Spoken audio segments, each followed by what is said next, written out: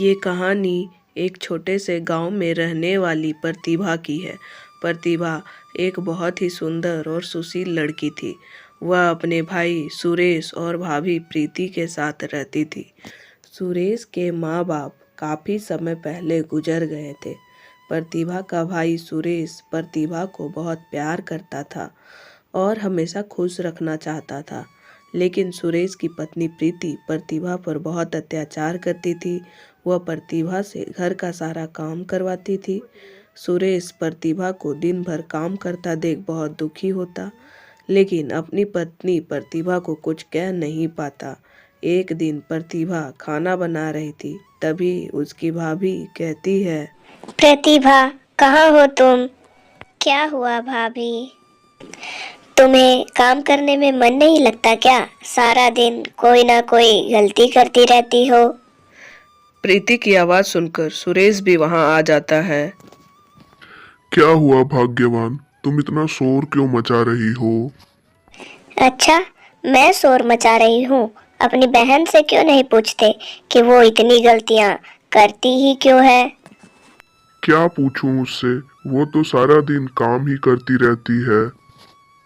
हाँ, इस घर में सबसे खराब तो मैं ही हूँ ना। तुम्हारी बहन को कल मैंने अपनी नई साड़ी धोने को दी थी और इसने साड़ी को अभी तक नहीं धोया है। आज मुझे उस साड़ी को पहनकर शादी में जाना था। माफ़ करना भाभी, मैं कल उसे धोना भूल गई थी। अभी मैं उसे धो दूंगी। अरे भाग्यवान, ये कौन सी बड़ी बात है। तुम कोई दूसरी साड़ी पहनकर चले जाओ, तुम्हारे पास तो कितनी सारी साड़ियां हैं। अगली सुबह प्रीति की बहन रिया आती है। प्रीति अपनी बहन रिया को देखकर बहुत खुश हो जाती है। रिया, तुमने आने से पहले खबर भी नहीं दी।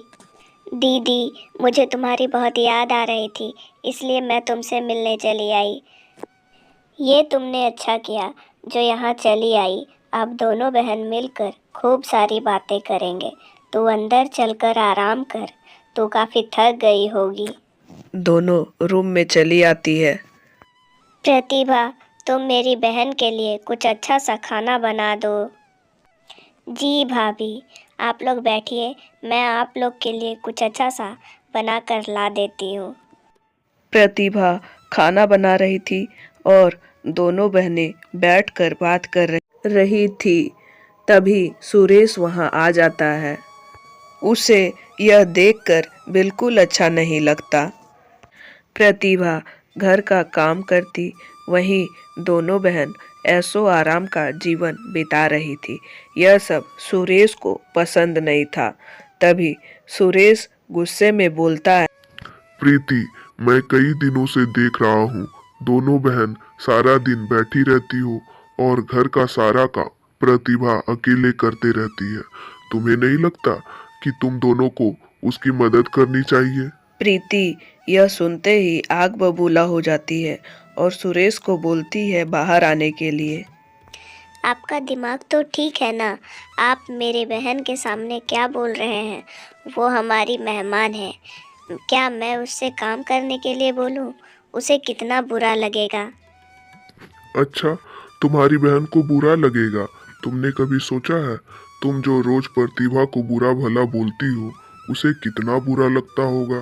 देख लेना प्रीति, जिस दिन प्रतिभा की शादी हो जाएगी, वो अपने घर चले जाएगी, उस दिन तुम्हें समझ आएगा। इतना कहकर सुरेश वहां से चला जाता है। तभी प्रीति बोलती है, उससे भला शादी ही कौन करेगा। दूसरी तरफ उसी गांव के जमींदार का बेटा शहर से अपनी पढ़ाई पूरी करके गांव आया था। आलोक बेटा, देखो तुमसे मिलने गांव के मुनीम जी आए हैं। प्रणाम काका। खुश रहो बेटा, सुना है शहर में तुम्हें नौकरी मिल गई है। जी काका, मुझे बहुत अच्छी नौकरी मिल गई है काका। रोहन कैसा है? बेटा, रोहन तो तुमसे मिलने ही आ रहा था, पता नहीं कहाँ रह गया। काका, मैं ही रोहन से मिलने चला जाता हूँ। इतना कहकर आलोक रोहन के पास जाने लगता है। तभी रास्ते में उसे प्रतिभा दिखती है। आलोक प्रतिभा को देखता ही रह जाता है। तभी वहां रोहन भी आ जाता है। अरे आलोक, तू यहाँ? मैं तो तुमसे मिलने ही आ रहा था। मैं भी तुमसे ही मिलने जा रहा था। वैसे ये लड़की जो अभी यहाँ से पार हुई, वो कौन थी? ये सुरेश भाई की बहन प्रतिभा है। ये बहुत अच्छी लड़की है। दोनों दोस्त आपस में बात करते हैं। उसके बाद आलोक अपने घर आ जाता है।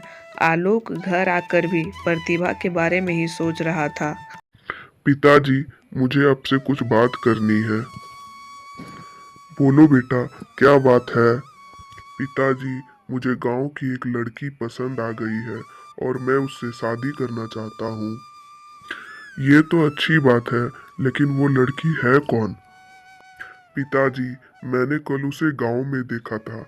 रोहन ने बताया कि वो किसी सुरेश की बहन है, प्रतिभा। अच्छा, मैं मुनीम जी से बात करके उस लड़की के भाई को बुलवाता हूँ। लाला जी तुरंत मुनीम जी को बुलवाते हैं। मुनीम जी के आते ही लाला सारी बात मुनीम जी को बता देता है। लाला जी, आप चिंता क्यों कर रहे हैं? मैं आज ही सुरेश को बुलाता हूँ। इतना कहकर मुनीम जी सुरेश के घर जाते हैं। सुरेश, लाला जी ने तुम्हें तुम्हारी बहन के रिश्ते के सिलसिले में अपने घर पर बुलाया है। सुरेश और मुनीम जी दोनों लाला जी के घर के लिए निकल जाते हैं। राम राम लाला जी, कहिए क्या बात है? दरअसल मेरे बेटे आलोक को तुम्हारी बहन प्रतिभा पसंद आ गई है और वो तुम्हारी बहन से शादी करना चाहता है। क्या तुम्हें ये रिश्ता मंजूर है? ये आप क्या कह रहे हैं? हम गरीब लोग ऐसे रिश्ते के बारे में सोच भी नहीं सकते। आप मजाक तो नहीं कर रहे हैं? नहीं नहीं, मैं अपने बेटे की शादी तुम्हारी बहन प्रतिभा से करना चाहता हूँ। जाओ, जाके शादी की तैयारी करो। सुरेश की खुशी का ठिकाना ही नहीं था। उसे यह सब किसी सपने से कम नहीं लग रहा था। क्या बात है, बहुत मुस्कुरा रहे हो? लाला जी ने अपने बेटे आलोक का विवाह हमारी बहन प्रतिभा से तय कर दिया है। ये सुनते ही प्रीति के होश उड़ जाते हैं। मैं जानता हूँ कि तुम्हें भी इस बात पर यकीन नहीं होगा प्रीति। मैं जानता था कि भगवान ने प्रतिभा के भाग्य में जरूर कुछ अच्छा लिखा होगा। मैं अभी ये खुशखबरी प्रतिभा को बताता हूँ। इतना बोलकर सुरेश वहां से चला जाता है। सुरेश यह खुशखबरी अपनी बहन प्रतिभा को बताता है। दीदी, क्या इसकी शादी लाला के बेटे से होगी? नहीं रिया, लाला के बेटे से प्रतिभा की नहीं, बल्कि तेरी शादी होगी। दीदी, ये तुम क्या बोल रही हो? ये कैसे होगा? तू बस शादी की तैयारी कर। कब क्या करना है वो मैं देख लूंगी। शादी का दिन आ जाता है। प्रीति प्रतिभा के जगह मंडप में अपनी बहन रिया को बैठाने की पूरी तैयारी कर चुकी थी। वहीं दूसरी तरफ लाला जी बहुत परेशान थे। क्या हुआ लाला जी? इतनी खुशी के अवसर पर आप इतना परेशान क्यों हैं? इतनी जल्दी में मुझे और रोहन को क्यों बुलाया? दरअसल आलोक कल सुबह शहर ये बोल कर गया था कि उसे प्रतिभा के लिए कुछ तोहफा लेना है और वो शाम तक आ जाएगा, लेकिन अब तक नहीं आया। क्या बारात का समय भी हो गया है? हाँ, मैंने उसे खोजने के लिए लोग भी भेजे, लेकिन उसका कुछ पता नहीं चला। मुझे तो लगता है उसे शादी करनी ही नहीं थी। मैं अब गांव वालों को, सुरेश को क्या मुंह दिखाऊंगा? अब तो सबको बताना ही होगा कि ये शादी नहीं हो सकती।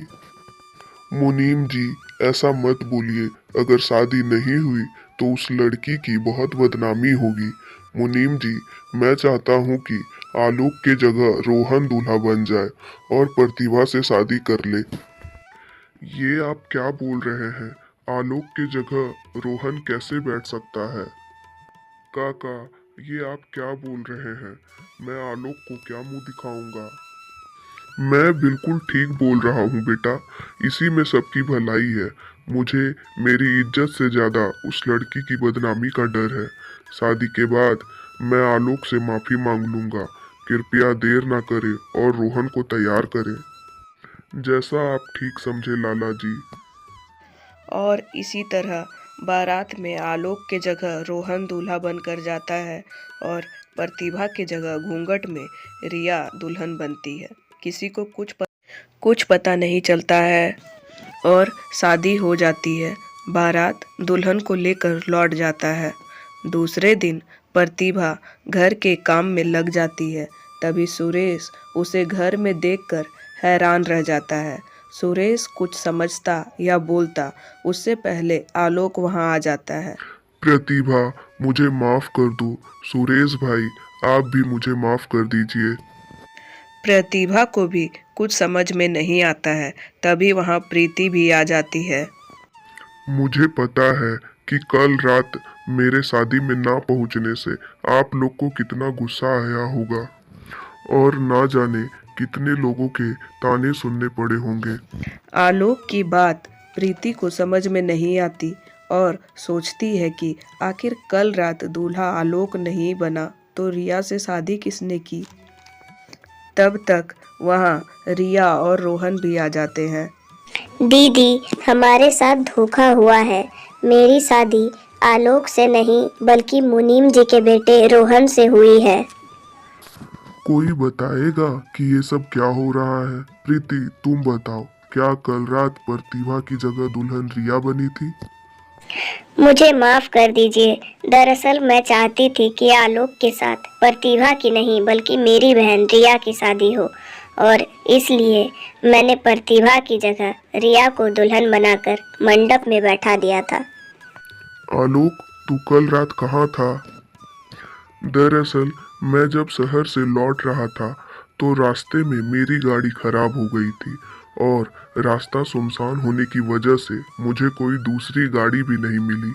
मैंने समय पे आने की बहुत कोशिश की लेकिन मैं नहीं आ सका। फिर रोहन सबको सारी बात बताता है। ये सारी बात सुनकर सुरेश कहता है, प्रीति, मुझे तुमसे ये उम्मीद नहीं थी। देख लिया ना तुमने, किसी का भाग्य बदलना चाहा लेकिन भगवान ने अपना चमत्कार दिखा ही दिया। अब तो तुम्हें यह समझ में आ ही गया होगा कि कोई किसी के भाग्य का नहीं छीन सकता। जिसके नसीब में जो लिखा होता है वो उसे मिलकर रहता है। सबने मिलकर उसी रात प्रतिभा और आलोक की शादी की प्लानिंग कर ली, जहां प्रतिभा दुल्हन बनी और आलोक दूल्हा। और उसी रात बहुत धूमधाम से प्रतिभा और आलोक की शादी हुई।